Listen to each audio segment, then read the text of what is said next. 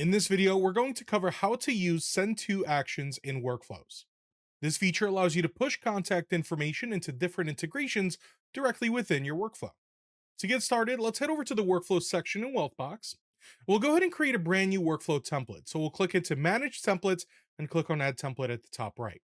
So let's say we're building out an account opening process. Now I'll go ahead and add in a couple of steps. Our first step here will be to confirm our client details. Then we'll add another step to actually push the information over to the custodian. So send client information to custodian.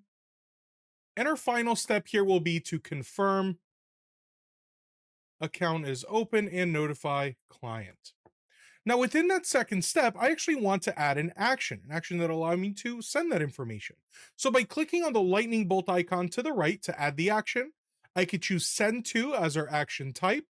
Now I could choose from any of the different integrations that I have enabled. You'll find different integrations within the applications section of Wealthbox, but I'll just go ahead and choose Schwab, and I'll go ahead and give this action a label. So let's go ahead and call this send to Schwab.